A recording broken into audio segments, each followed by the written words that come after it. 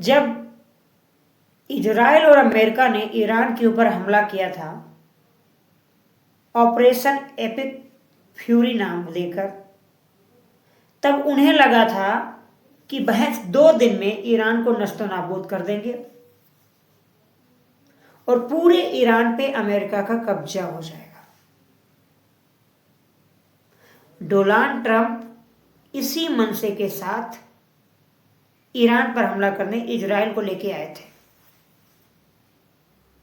लेकिन उनकी ये मंशा नाकाम हो गई, क्योंकि आज युद्ध का 14 दिन पूरा हो चुका है और आज भी ईरान अपनी मिसाइलें अमेरिकी बेसिस पे चला रहा है। अब अमेरिका को ना युद्ध में लड़ते बनना है और ना भागते, क्योंकि ये फंस चुके हैं पूरी तरीके से। इनको लगा था कि हम अमरतुल्लाह खामनोई को मारकर ईरान पे कब्जा कर लेंगे, कोई वहां चू नहीं करेगा। ऐसा इनको क्यों लगा? क्योंकि कुछ दिन पहले डोनाल्ड ट्रंप ने क्या किया था कि वेनेजुएला के राष्ट्रपति को रातों रात उठवा लिया था और वहां पर किसी ने चू तक नहीं किया, कोई आवाज नहीं आई। अगर वहां पर आवाज नहीं आई तो वहां पर कोई जयचंद था, कोई वहां पर मीर जाफर था, कोई वहां पर अंबी था, यानी उनकी सेना ने उनके साथ गद्दारी की थी और सेना ने एक गोली तक नहीं चलाई थी अमेरिकी सैनिकों के ऊपर। इसलिए वेनेजुएला के राष्ट्रपति को अमेरिकी सैनिक उठा ले गए थे। तो यही अमेरिका को लगा था कि हम ईरान में घुस के तो उठा नहीं सकते, तो खामनेई को जब हम मार देंगे तो ईरान कर देगा सरेंडर। लेकिन अब ये दांव ही अमेरिका के लिए पड़ गया है उल्टा। उनके बेटा मुर्तजा खामनेई ईरान के सुप्रीम लीडर घोषित कर दिए गए हैं और उन्होंने कसम खाई है कि हम अपने पिता के हत्या का बदला लेंगे और ईरान की जो रेवोल्यूशनरी गार्ड है, आर्मी है, उसने कहा है कि हम अपने आखिरी कतरे तक अमेरिका से युद्ध करेंगे। अब अमेरिका को यह नहीं समझ में आ रहा है कि वो करे तो क्या करे। अमेरिका का इतिहास अगर उठा के देखोगे तो इनको विजय बहुत सारी जगह नहीं मिली है। ये वियतनाम से भी भागे थे, ये अफगानिस्तान छोड़ के भी भागे हैं और कहो मैं लिख दूं ये ईरान छोड़ के भी भागेंगे।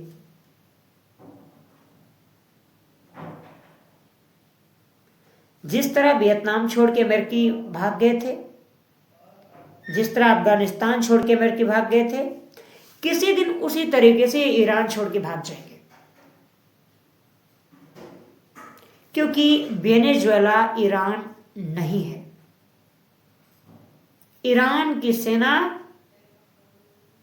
गद्दार नहीं है। वेनेजुएला के सैनिकों ने गद्दारी की थी और अपने राष्ट्रपति को उठाकर लेके जाने दिया था।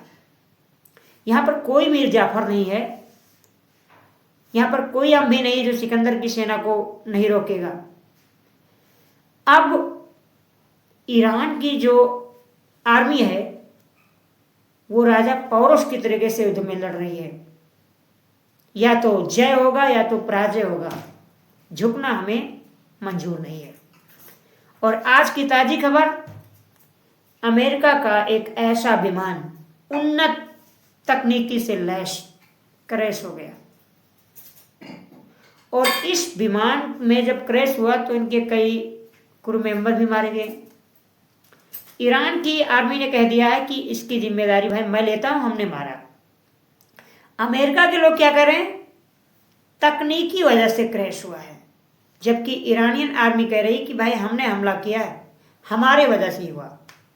यानी जिस अमेरिका पर लोग नाखून उठाने से भी डरते थे, उस अमेरिका के अब विमान पर ईरान ने हमला कर दिया है। स्टेट ऑफ हार्मुज को सील कर रखा है ईरान ने, कहा है कि वहां से कोई भी जहाज नहीं गुजरेगी, खुद तो अमेरिका वहां से भाग गया, अब लोगों को कह रहा है आप ना साहस दिखाओ और स्टेट ऑफ हार्मुज से जहाजें लेके जाओ। ईरान ने 16 जहाजों पे हमला कर दिया, उसको नस्तो नाबूद कर दिया फारस की खाड़ी में। अब किसी की हिम्मत नहीं हो रही कि वो स्टेट ऑफ हार्मुज को पार करे। अमेरिका अपनी जहाज लेके नहीं आ रहा है, वो दूर खड़ा हुआ है, लेकिन लोगों को कह रहा है कि भाई साहब आप ना स्टेट ऑफ हार्मुज को पार करो। युद्ध लड़ा के दूर खड़ा है और पूरा दुनिया इसका खामियाजा भुगत रहा है।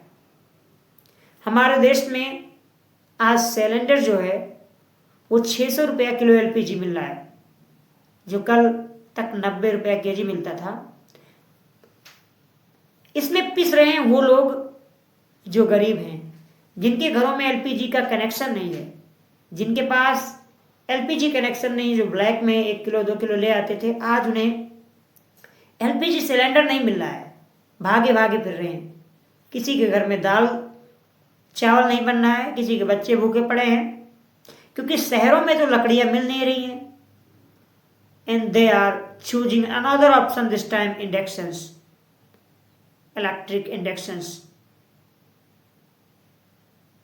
They don't have any other options, so they are doing this.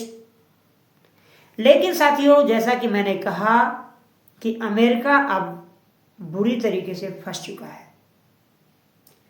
उसने जितना अंदाजा लगाया था कि जितना जल्दी इस युद्ध को हम खत्म कर देंगे, वो हुआ नहीं, और ये युद्ध लंबा चलेगा तो पूरी दुनिया को इसका खामियाजा भुगतना पड़ेगा।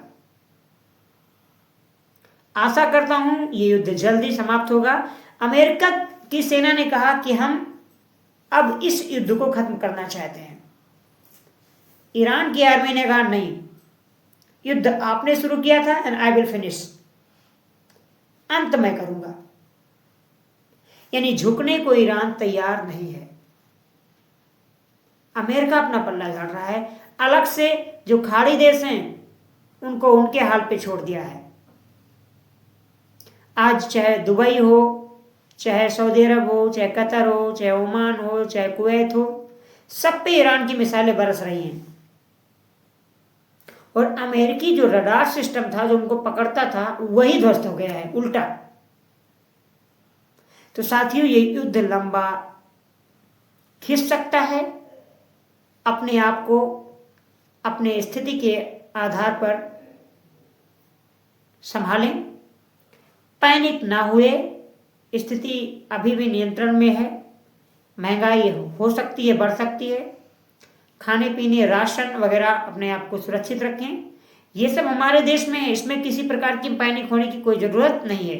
सिलेंडर, कच्चे क्रूड ऑयल जो है, इनकी सप्लाई ठप हो सकती है। इनका जो लॉजिस्टिक दाम है वो बढ़ सकता है। इसकी वजह से ओवरऑल इम्पैक्ट पड़ रहा है।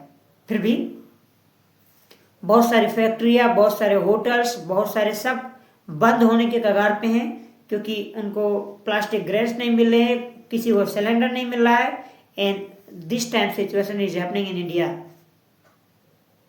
I hope this war will be and in coming 4 or 5 days।